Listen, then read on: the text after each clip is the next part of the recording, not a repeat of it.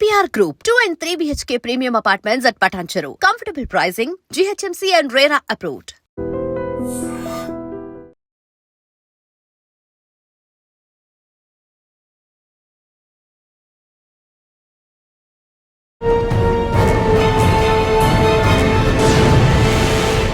So RSS Chief Mohan Bhagwat. నమస్తే, నేను Kavitha. Welcome to I dream news and నిజాలు. భారతదేశం ఒక హిందూ దేశం, దీనికి రాజ్యాంగ ఆమోదం అవసరం లేదు. ఈ వ్యాఖ్యలు చేసింది ఆర్ఎస్ఎస్ చీఫ్ మోహన్ భగవత్. భారతదేశం హిందూ దేశం అనేది కేవలం నినాదం మాత్రమే కాదు, ఇదే సత్యం అనేటువంటి మాటల్ని 100 ఏళ్లు సెలబ్రేట్ చేసుకుంటున్నటువంటి ఆర్ఎస్ఎస్ సంబరాల్లో భాగంగా ఆయన కోల్కతాలో చేశారు. కోల్కతాలోనే ఈ వ్యాఖ్యలు ఎందుకు చేయాల్సి వచ్చింది అనే దాంతో పాటుగా ఇప్పుడెందుకు హిందూ దేశం, అందులోనూ రాజ్యాంగం గురించి మాట్లాడాల్సినటువంటి అవసరం వచ్చింది. మనతో పాటుగా ఉన్నారు సీనియర్ జర్నలిస్ట్ సురేష్ కొచ్చాతిల్ గారు. సార్ నమస్తే. So RSS chief Mohan Bhagwat, ఆయన ఏది మాట్లాడినప్పటికీ ఒక సంచలనంగా మారుతుంది. దాని గురించి దేశవ్యాప్తంగా చర్చ జరుగుతుంది. అందులోని ఇప్పుడు ప్రధానంగా ఆయన మాట్లాడింది ఒక హిందూ దేశం అనేది తిరుగులేనటువంటి సత్యం, రాజ్యాంగ ఆమోదం అవసరం లేదు అనేటువంటి మాట. హిందూ దేశం అనేది మళ్ళీ ఎందుకని ఆయన చెప్తున్నారు అలా? ఇండస్ అని పదం ఎక్కడి నుంచి వచ్చిందండి మనం అడగాల్సింది. అది భారత్ అని ఎప్పటి నుంచి, ఇప్పుడు కాదు, చాలా సంవత్సరాల నుంచి, వందలాది సంవత్సరాల నుంచి భారతదేశం అంటారు. అప్పుడు ఆ టైం పాకిస్తాన్ వాళ్ళు ఇండియా అని చెప్పారు, ఎక్కువ హిందుస్థాన్ అని చెప్తారు. చూస్తుంటారు క్రికెట్ మ్యాచ్ టైంలో కానీ మిగతా హాకీ మ్యాచ్ టైంలో హిందుస్థాన్కు హరాయా, హిందుస్థాన్ జీతా అంటారు వాళ్ళు. కానీ ఎప్పుడు అక్కడే మీకు తెలిసిపోతుంది హిందూ అనే వర్డ్ ఒకటి ఒక కల్చరల్ ఐడెంటిటీ. మన ఇస్లామిక్ నేషన్ కాదు, దట్ వీఆర్ హిందూ నేషన్. దీనికన్నా ముందు నేపాల్ వాళ్ళు చాలా ఓపెన్గా డిక్లేర్ చేశారు. ప్రీవియస్ బిఫోర్ ఇదంతా జరిగిన కన్నా ముందు, రాయల్ ఫ్యామిలీ మర్డర్ జరిగిన ముందు వాళ్ళకి చాలా క్లియర్గా వీఆర్ హిందూ నేషన్ అని చెప్పారు. They were only Hindu nation. వాళ్ళు ఒకటే ఫ్లాగ్ ఉంటుంది దేశంలో, బహుశా లోకంలో. Neither it is horizontal Nar vertical flag. అది ఒక డిఫరెంట్ కైండ్ ఆఫ్, మన యూజువల్లీ హిందూ ట్రయాంగిల్ లాగా ఒక ఫ్లాగ్ ఉంటుంది, మనం చూస్తుంటాం. సత్సంగాలు చాలా గారు ఏం చెప్పారంటే దానికి ఒక ఫార్మల్ డిక్లరేషన్ అవసరం లేదు, దట్ వీఆర్ హిందూ రాష్ట్ర. అది ఆర్ఎస్ఎస్ది ఒక లాంగ్ టర్మ్ విజన్. అది వాళ్ళ యాంథంలో కూడా ఉంటుంది, వాళ్ళ ఒక్కొక్క ఫిలాసఫీలో కూడా ఉంటుంది, వాళ్ళ ఏం చెప్తారు డైమెన్షన్లో కూడా ఉంటుంది అన్నమాట. సో ఆర్ఎస్ఎస్ది ఒక ఎయిమ్ ఏంటంటే హిందూ రాష్ట్రం అని చాలామంది అక్యూజ్ చేస్తూ ఉంటారు. హిందూ రాష్ట్రం అని చెప్తారు. హిందూ రాష్ట్రం కాదు. హిందూ రాష్ట్రంలో ఉన్న దాన్ని కూడా డెఫినెట్గా ఒక ఫిలాసఫీ చూసుకుంటే yes, we are Hindu nation, that's one. So the main thing that we need to do is, Hinduism అనేది ఒక కాన్సెప్ట్, వే ఆఫ్ లైఫ్ అని జస్టిస్ వెంకటచలయ్య గారు హిందుత్వం గురించి మాట్లాడుతూ సుప్రీంకోర్టు ఒక జడ్జిమెంట్లో చెప్పారు. అది ఏదైనా ఉండొచ్చు. సో ఫర్ ఎగ్జాంపుల్ మీరు అడగొచ్చు, ఒక ఇస్లాం ఫాలో చేస్తున్న వాళ్ళకి హిందువులతో ఏం సంబంధం అని. క్రిస్టియానిటీ ఫాలో చేస్తున్న వాళ్ళకి హిందూయిజంతో ఏ సంబంధం అని అడుగుతారు. మా దాంట్లో ఇక్కడ తెలుగు స్టేట్స్ ఉన్నది తెలియదు, కానీ మా దాంట్లో కేరళలో ధ్వజస్తంభాలు ఉన్నాయి, చర్చెస్, గంట ఉంటుంది, బెల్స్ ఉంటాయి. అది కాకుండా మంగళసూత్రం కడతారు ఢిల్లీలో. చాలా మటుకు ఇండియన్ ఈథాస్, ఇండియన్ ఫిలాసఫీని వాళ్ళు కూడా అసిమిలేట్ చేసుకున్నారు. మెదక్ చర్చిలో కొబ్బరికాయలు కూడా కొడుతూ ఉంటారు. మా దగ్గర బయట కేరళలో ఒక బ్లాక్ కలర్ ల్యాంప్ మీకు కనిపిస్తుంది, చాలా మటుకు టెంపుల్స్, స్టోన్ ల్యాంప్స్, అది మీకు ఈవెన్ చర్చెస్లో కనిపిస్తుంది, దీపస్తంభం అంటారు. అట్లాంటి చాలా మటుకు ఎలిమెంట్స్ ఉన్నారనమాట.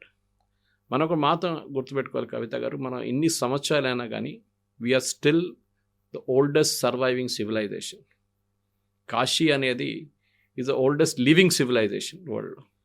చాలా మటుకు పాత ఈజిప్షియన్ కానీ రోమన్ కానీ చాలా సివిలైజేషన్స్ పోయినప్పుడు. ఒక టైంలో లెబనన్ క్రిస్టియన్ కంట్రీ ఉండే, ఇప్పుడు లెబనన్ ఇస్లామిక్ కంట్రీ అయిపోయింది. ఎట్లా జరిగిందండి? 16% మంది అంత ఉన్నారు క్రిస్టియన్స్, అంతే. Iran was not a Muslim country, Islamic country కాకుండా అక్కడ కూడా మొత్తం ఇస్లాం కంప్లీట్లీ వచ్చేసింది. ఆఫ్ఘనిస్తాన్ గురించి మాట్లాడుతుంటాం, కండహార్ అనే ఒక టౌన్ ఉంది అక్కడ. ఆ పేరు ఎట్లా వచ్చిందో అందరికీ తెలిసింది, అక్కడ ఎవరు రాజు చేశారు ముందు అంతా. కానీ ఇస్లామిక్ ఇన్వేషన్ వచ్చిన తర్వాతనే భారతదేశంలో, ఎస్పెషలీ నార్త్ ఇండియాలో, అది కాకుండా కేరళ వైపు స్పైస్ ట్రేడ్తోని చాలా మటుకు ఇస్లామైజేషన్ జరిగింది. కానీ సర్సంఘచాలక్ చెప్తున్న ఒక దాంట్లో ఒక లాజికల్ మీనింగ్ ఉంది. మనం మళ్ళీ రీట్రేట్ చేయక్కర్లేదు, ఎందుకంటే ఆర్ఎస్ఎస్లో చాలా మటుకు వాళ్ళ రీసెర్చ్ పేపర్స్ కానీ వాళ్ళు యాంథమ్ పాడుతున్నప్పుడు కానీ వాళ్ళు దాంట్లో క్లియర్గా హిందూ రాష్ట్రం అని మెన్షన్ చేస్తారు. దాన్ని కాంగ్రెస్ వాళ్ళు కమ్యూనిస్ట్ వాళ్ళు ఎప్పుడు ఏడుస్తూనే ఉంటారు. చూడండి ఆర్ఎస్ఎస్ వాళ్ళు చెప్తున్నారు హిందూ రాష్ట్రం. హిందూ రాష్ట్రం అంటే you are not driving out anybody. Muslims ఇక్కడ ఉండకూడదు, క్రిస్టియన్స్ ఇక్కడ ఉండకూడదు. యూకే చాలా క్లియర్గా చెప్పారు we are a protestant nation, Christian protestant nation. వాళ్ళకి డౌట్ లేదు దాంట్లో, వాళ్ళ డిక్లరేషన్ ఉంది. రీసెంట్లీ ఈవెన్ ట్రంప్ చెప్పారు, యుఎస్ స్టేట్ డిపార్ట్మెంట్ రీట్రేట్ చేశారు వాళ్ళ ట్వీట్లో, that US is a Catholic country. అంటే అక్కడ ముస్లిమ్స్ ఉండలేరా? అక్కడ హిందువులు ఉండకూడదా? అక్కడ సిక్కులు ఉండకూడదా? నిన్న మనం ఒక డెమాన్స్ట్రేషన్ చూసాం న్యూజిలాండ్లో. సిక్కులు వాళ్ళ కీర్తన చేసుకుంటూ రోడ్డు మీద నుంచి పాడుకుంటూ నడుస్తూనే పోతున్నప్పుడు అక్కడ లోకల్స్ వచ్చి గెట్ అవుట్ ఫ్రమ్ హియర్ అని చెప్పి, this is New Zealand not India అని చెప్పి పెద్ద ఒక డెమాన్స్ట్రేషన్ చేసాం. మనం ట్విట్టర్లో చూసాం, చాలా మటు వీడియోలు కూడా వచ్చింది దాంట్లో.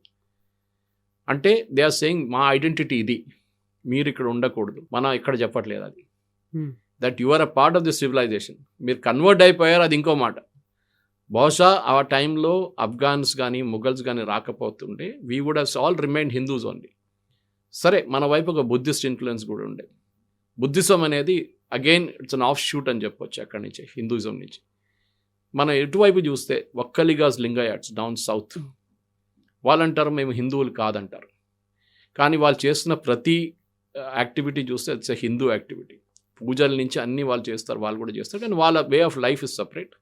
వాళ్ళు ఏమంటే మా గురువులు తీసుకొచ్చినది మేము దాది ఫాలో చేస్తాం. మన దాంట్లో హిందూయిజంలో కూడా చాలా అట్లాంటి సబ్సెక్ట్స్ ఉన్నాయి అన్నమాట మన దగ్గర కూడా.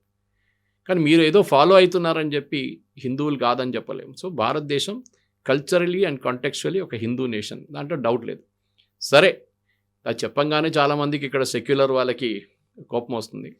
కానీ అంబేద్కర్ గారు రాసిన సెక్యులరిజంలో చాలా మటుకు, అంబేద్కర్ గారు రాసిన కాన్స్టిట్యూషన్లో సెక్యులరిజం అనే వర్డే లేకుండే, ఆయన వ్యతిరేకించారు యాక్చువల్గా ఇదే మాట నిన్న మోహన్ భగవత్ కూడా అదే చెప్పారు. 1976 టైంలో ఇందిరాగాంధీ రాజ్యాంగంలో చేర్చారు సోషలిస్ట్ సెక్యులర్ అనే మాటల్ని.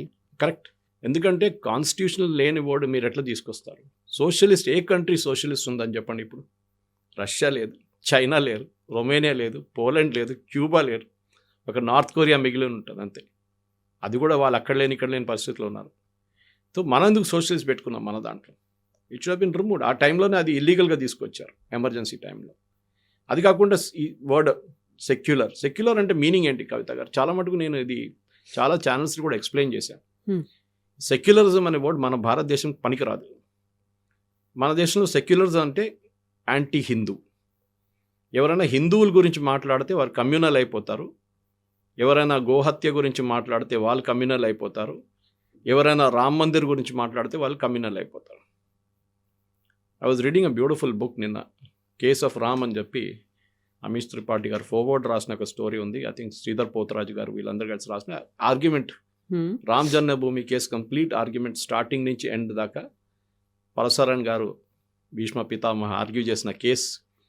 దాంట్లో ఎంత బాగా ఎక్స్ప్లెయిన్ చేశారంటే how the civilizations, Rama Janmabhoomi అంటే ఏంటి? రాముడు అక్కడే పుట్టాడు, ఇంకొక ప్లేస్ కాదు. That is why it's called Ram Janmabhoomi. And historically అది ప్రూవ్ చేశారు తర్వాత.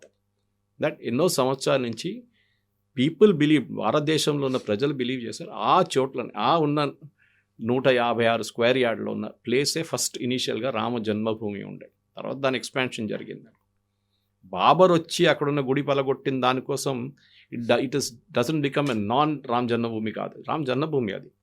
హిస్టారిక్లీ మనం చూస్తే మన సివిలైజేషన్ కూడా ఎప్పటి నుంచో, చాళుక్యాల నుంచి, చోళాస్ నుంచి ఎన్నో సామ్రాజ్యాలు వచ్చినాయి మన దగ్గర. మన దగ్గర ఇక్కడ కూడా మన బామినికి ఇక్కడ చాలా మటుకు ఈవెన్ ఇస్లామిక్ కింగ్స్ కూడా వచ్చినప్పుడు కూడా భారతదేశం హిందూ దేశంగానే మిగిలిపోయింది. టిప్పు సుల్తాన్ అండ్ వాళ్ళ ఫాదర్ హైదర్ అలీ చేసిన ధ్వంసం మన అందరూ తెలిసిన కేరళని కానీ, కూర్గ్ కానీ, మ్యాంగ్లూర్ వైపు కానీ. But we still retained our identity. అది చాలా ఇంపార్టెంట్. ఇప్పుడు కూడా నిన్న కూడా నేను గుత్తికి వెళ్ళాను పబ్లిక్ మీటింగ్ అడ్రస్ చేయండి. అక్కడ కూడా చాలామంది అడిగారు నా ఈ ప్రశ్న.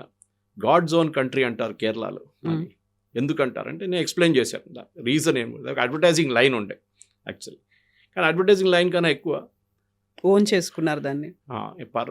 పరశురామ క్రియేటెడ్ కేరళ అంటారు. గోకర్ణ నుంచి ఆ పరశు వేసినప్పుడే కేరళ బయటకు వచ్చింది. దాంతో క్రియేట్ చేస్తారు. 108 గుళ్ళు కట్టారు. దాంట్లో 54 శివక్షేత్రాలు, 54 దేవీ క్షేత్రాలు.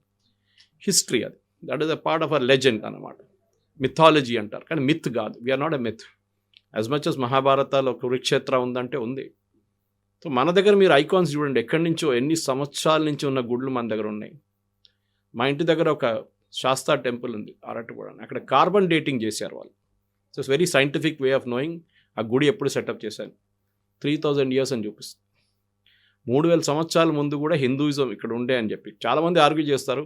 జైన్లు దానికన్నా పాత సివిలైజేషన్ అని.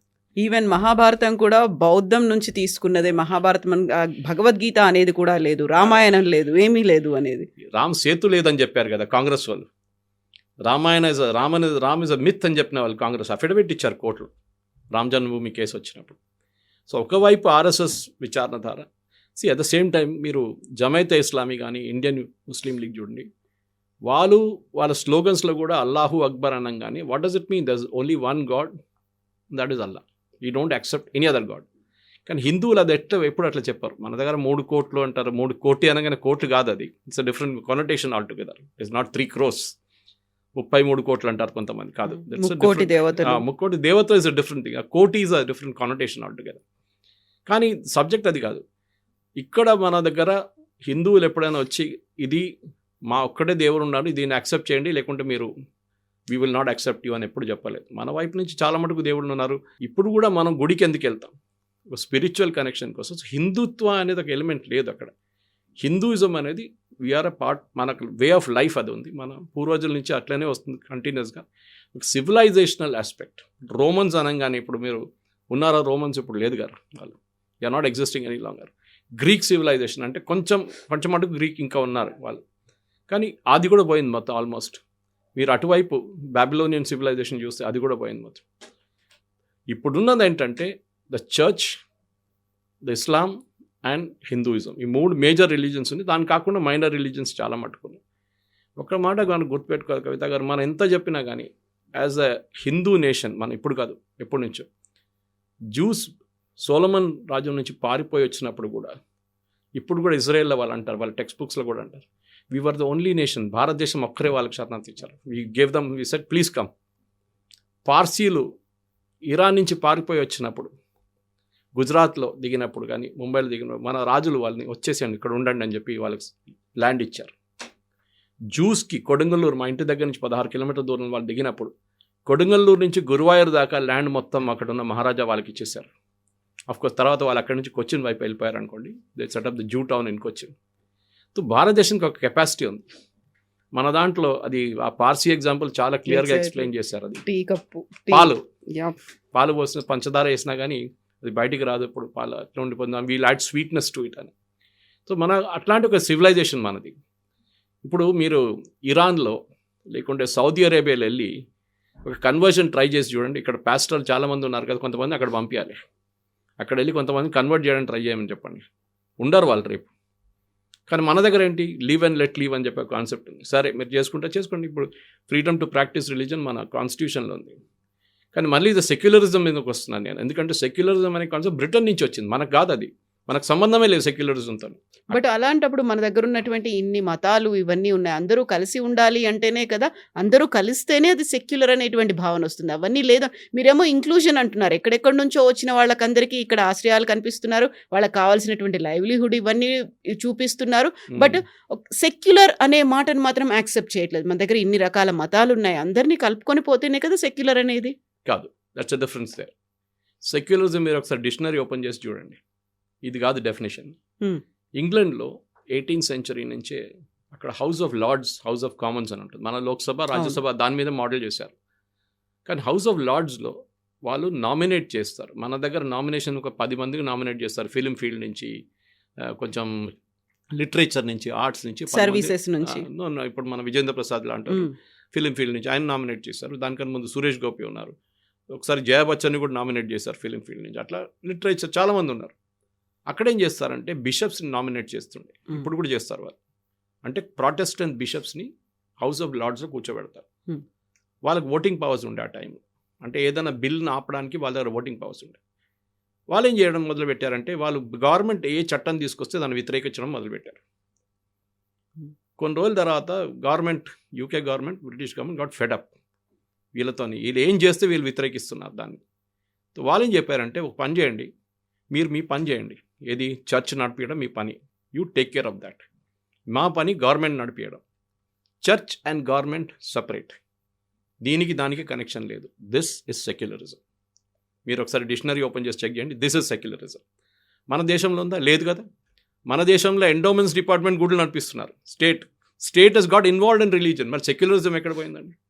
అదే టైంలో when it comes to Christianity and Islam, state interfere కాదు. మ్యాక్సిమం ఒక వకఫ్ బోర్డు ఉంటుంది, అది కూడా ఇండిపెండెంట్, ఆల్మోస్ట్ పొలిటికల్ అపాయింటీస్ ఉంటారు దాంట్లో కూడా. క్రిస్టియన్ చర్చెస్లో అయితే అసలు కాల్ చేయలు కూడా పెట్టరు, వాళ్ళు భయపడతారు గవర్నమెంట్. అదే టైంలో హిందూ దాంట్లో ఏ గుడి దగ్గర కొంచెం ఆదాయం ఉందో ఆ గుడి వెళ్ళి వాళ్ళు టేక్ ఓవర్ చేసుకుంటారు. మీరు చిన్న గుడులు వాళ్ళు పట్టించుకోరు, ఎండోమెంట్స్ వాళ్ళు. Why? If you are a secular country, then మీకు ఏ గవర్నమెంట్ ఫంక్షన్లో కూడా డబ్బులు పెట్టకూడదు. లాల్ బహదూర్ స్టేడియంలో క్రిస్మస్ టైంలో గిఫ్ట్స్ ఇవ్వడము, ఇఫ్తార్ పార్టీలు హోల్డ్ చేయడము, ఈవెన్ బతుకమ్మ సారీలు ఇవ్వడము, ఇదంతా ఇల్లీగల్. యాజ్ పర్ నేను 3 ఎగ్జాంపుల్స్ ఇంకా చాలా ఉన్నాయి ఇట్లాంటిది. బికాస్ సెక్యులర్ అండ్ కంట్రీలో ఆ పదంలోనే ఉంది that government should not get involved in religion. మరి మీరు అదే చేస్తున్నారు కదా. అప్పుడు హిందూ రాష్ట్రాన్ని కానీ అరే హిందూ అయిపోయినా కమ్యూనల్ అయిపోయారు. ఎగ్జాక్ట్లీ. ఇప్పుడు బోల్డ్ అంతమంది దాడులు చేశారు, చాలా వరకు సర్వైవ్ అయింది, ఇంత పటిష్టంగా ఉంది. 80% మంది ఉన్న తర్వాత థ్రెట్ అనేది వస్తుంది. లేకపోతే ఇప్పుడు మళ్ళీ మనం హిందూ రాష్ట్రంగా, హిందూ దేశంగా దీన్ని అభివర్ణించుకోవాలి, లేకుంటే దాన్ని అలా చూడాలి అనేటువంటి భావన 100 ఏళ్ల నుంచి 1000 ఏళ్ల నుంచి ఇలాంటి ఎదురు దాడులు ఇవన్నీ అయినప్పుడు కూడా తట్టుకొని నిలబడినటువంటి దేశం, అందులో హిందూ ధర్మం మళ్ళీ ప్రతిసారి ప్రొవోక్ చేసినట్టుగా, అది కూడా ఎలక్షన్స్ టైంలో. ఇది ఒకవైపు అయితే హిందూ ధర్మం గురించి ఇంత మాట్లాడుతున్నప్పుడు సినిమాల రూపంలో కూడా అదే రావడం, ప్రతిసారి ఒక పరాయి దేశాలని, పొరుగు దేశాలని ఒక విద్రోహ దేశంగా చూపించడం అనేది, ఒక వ్యతిరేకంగా చూపించడం అనేది, ఇవన్నీ కలగలిపి ఎందుకని ప్రతిసారి ముందుకొస్తున్నాయి. షిండ్లర్స్ లిస్ట్ ఒక సినిమా వచ్చింది, మీరు చూసుంటారు. స్టీవెన్ స్పీల్బర్గ్ జ్యూస్ని గ్యాస్ చేంబర్లో పంపించిన దాంట్లో చాలామందిని కాపాడుకున్న ఒక మనిషి షిండ్లర్. ఎవరు కంప్లైంట్ చేయలేదండి, అది కమ్యూనల్ సినిమా అని. క్రిస్టియన్స్ కూడా కంప్లైంట్ చేయలేదు, జర్మన్స్ కంప్లైంట్ చేయలేదు, జ్యూస్ ఏం చెప్పలేదు.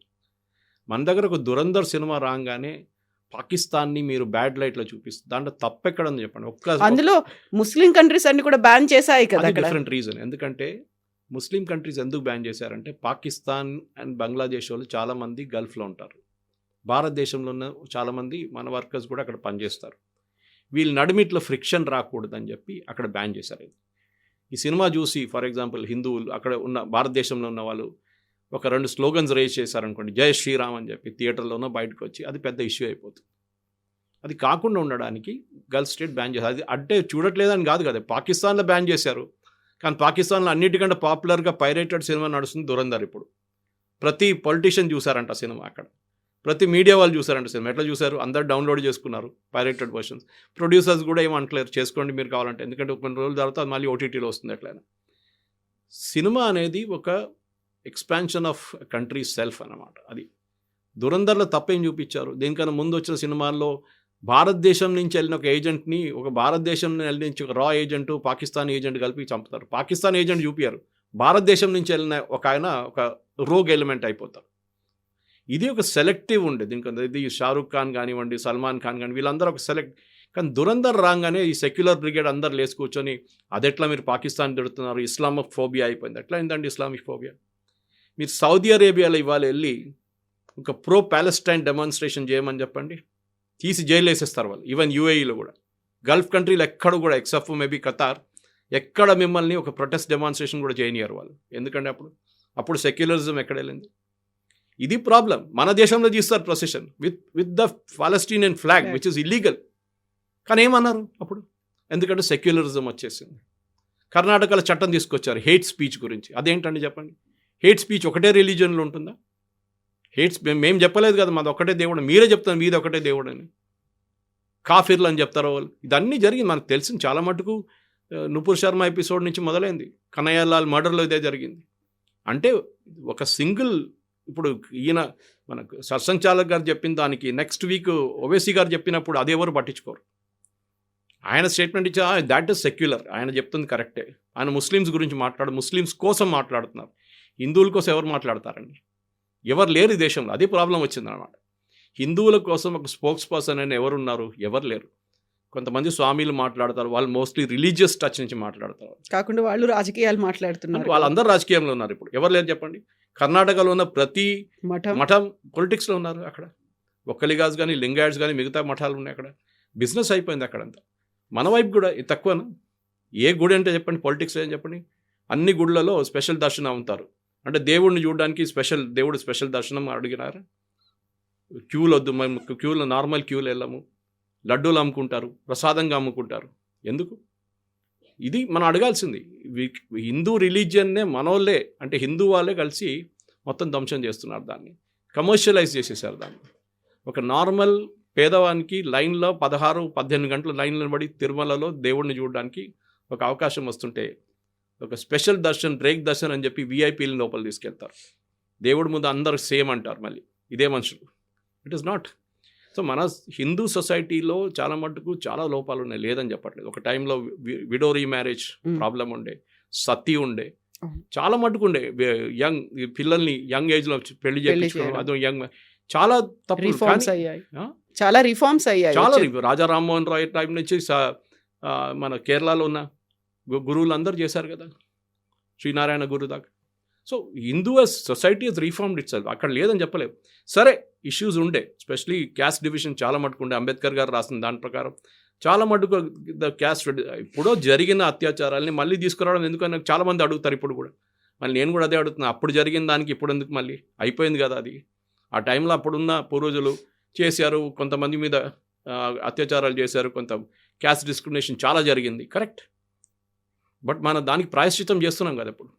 That is the main thing. So Hindu society అనేది ఒకటి అన్నిటికంటే పెద్ద అడ్వాంటేజ్ అది. ఆమీర్ ఖాన్ లార్డ్ శివాని టాయిలెట్లో తిప్పినప్పుడు 3 Idiots మన అందరు కూర్చొని నవ్వాం, చాలామంది నవ్వారు. అదే thing if you done it with an other religion, అక్కడ సర్తన్ పే జూదా అయిపోతుండే చాలా మాట. దిస్ ఇస్ ద డిఫరెన్స్ అనమాట. హిందూ రిలీజన్లో మన దేవుళ్ళు, స్పెషల్లీ మీరు చూసుంటారు, చాలా అందరికీ ఒక చిన్న చిన్న లోపాలు ఉన్నాయి. Everybody has it. I mean Mahabharat లాంటి ఒక ఎపిక్ చూస్తేనే అక్కడ తెలిసిపోతుంది. అందులో విలన్స్ ఉన్నారు, హీరోస్ ఉన్నారు, న్యూట్రల్ పార్టీస్ ఉన్నారు, అందరూ ఉన్నారు దాంట్లో. సో అట్లాంటి ఒక ఎపిక్ కూడా మనం ఒక మేనేజ్మెంట్ ట్రియస్టీ లాగా వాడుకుంటాం. మనం దాన్ని అనలైజ్ చేసుకుంటాం. ఓకే, కర్ణ లాంటి character, right man in the wrong party, Vajpayee గారి గురించి చెప్తుండే ఒకసారి అది. సో అట్లానే Karna was all that. So అన్నీ we have made gods in every kind. మన దగ్గర ఏం చెప్తారు, క్రాకడైల్ ఉన్నారు మన కేరళలో ఒక పాండ్లో, అది వస్తుంది అక్కడ కాసర్గోడ్ వైపు. కుర్మనాథ ఉంది మన దగ్గర. ఇక్కడ మృదంగ శైలేశ్వరి అని చెప్పి కేరళలో ఒక టెంపుల్ ఉంది. అట్లా చాలా మటుకు మన యానిమల్ ఫామ్లో కానివ్వండి, మిగతా ఫామ్లో కూడా మనం మన ప్రేయర్స్ నడుస్తూనే ఉంటుంది. దట్ ఐ థింక్ బ్రాడ్ బేస్గా చూస్తే మీరు ఒక మోడర్న్ యాక్సెప్టబుల్ రిలీజన్గా హిందూయిజం ఉంటుంది. అన్ని షేప్స్, కైండ్స్, కలర్స్ అందరు వస్తారు దీంట్లో. ఎందుకంటే we are not asking anybody to be perfect. మీ వారితో మీరు నడిపించుకోండి. But overall you are a Hindu and you should be proud of it అని చెప్తున్నారు సత్సంగ్ చాలా. దాంట్లో తప్పేం లేదండి. Yes sir, thank you so much. Thank you. And for more videos, Please subscribe to iDream. Please subscribe to iDream. Please subscribe iDream. And please subscribe to iDream. For more videos, subscribe to iDream. please like, share and subscribe to the channel. Congratulations, iDream. Subscribe to iDream. Subscribe to iDream. So subscribe to iDream Media. iDream ki iDream team andarki huge congratulations. Please subscribe iDream Media. Please subscribe to iDream. Subscribe iDream. Please subscribe to iDream. iDream అంటే నా కళల channel subscribe చేసుకున్న నోరు తిరుగుతలేదు, మీరైతే గంట గుర్తు కొట్టండి. For more such videos, please subscribe to iDream. Subscribe to iDream. Please subscribe to iDream. Please subscribe iDream Media. Please do subscribe to iDream. Please subscribe to iDream Media. For best entertainment and information, please subscribe iDream. And don't forget to subscribe to iDream.